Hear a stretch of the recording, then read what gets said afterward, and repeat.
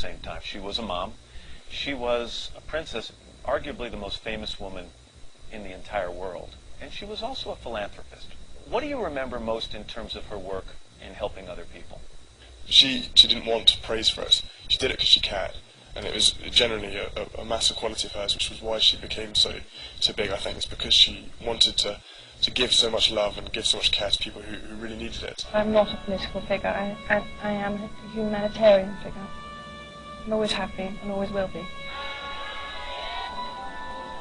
Princess Diana was a champion of many causes, like relief for victims of landmines and shelter for the homeless. She was one of the first prominent people to reach out to AIDS patients, literally. Was there a time in your lives when you were younger that your folks sat you down and talked about the responsibility of helping others? Did you have that kind of a talk? Not so sort of like formal as you might have put it, but it was always a topic. Whenever you're just chatting away, you get onto a certain subject, and it's then like, well, there are certain things that you have to do that are really difficult and no one wants to do, but you've got to do them. All these sort of life lessons, things like you've got to take responsibility for yourself and for other people. All the sort of things that you talk about as families. As young guys, though, I mean, so what about sports? What about girls and all this stuff? How did that responsibility feel to you? Well, I think it all came as the same package. I mean, we just, without sounding cheesy, it was a sort of when we were around our mother, when we were there, it would just come out in conversation about, what she'd been doing that day, or how she felt, how we were feeling at school and stuff like this. So it wasn't as much what she said, it's just the way she lived. You It's learned by osmosis. the way she was the whole time. She was doing so much more behind the scenes. They say their mom didn't only stick up for causes she valued, but she stuck up for the people she valued.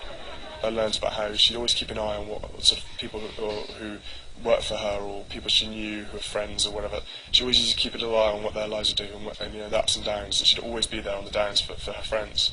And she was massively strong like that, and gave us both huge sort of reservoirs of strength.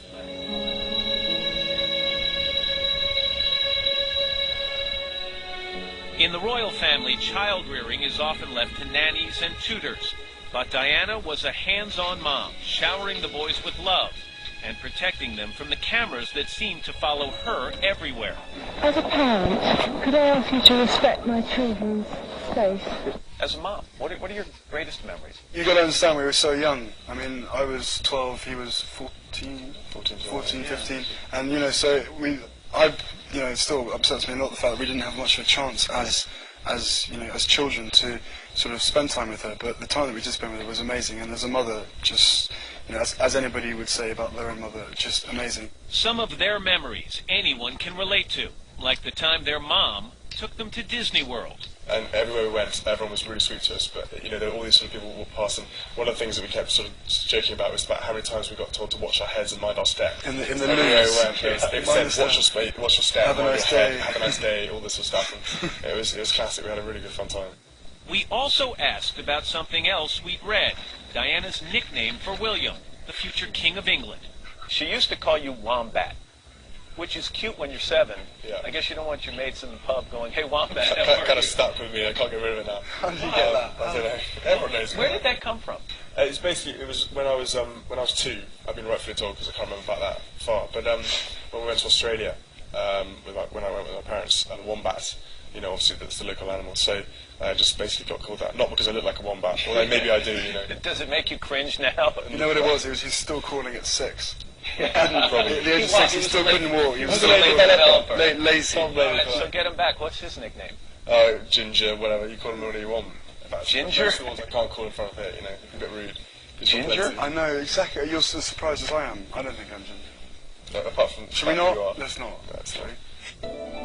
Cute kids nicknamed Wombat and Ginger, who've grown up into polo-playing princes, and who as young adults understand better than ever the clues from the ever-present cameras.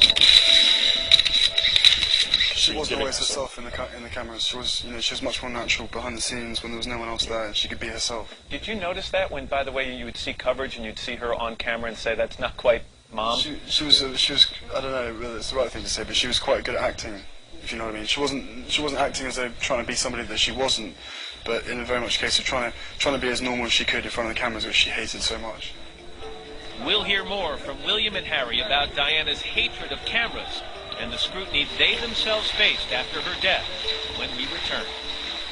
It was the enormity of the occasion and the pressure and all eyes on, as it were. You just felt wherever you went, people were watching you for just because, you know, they were interested to see how you react.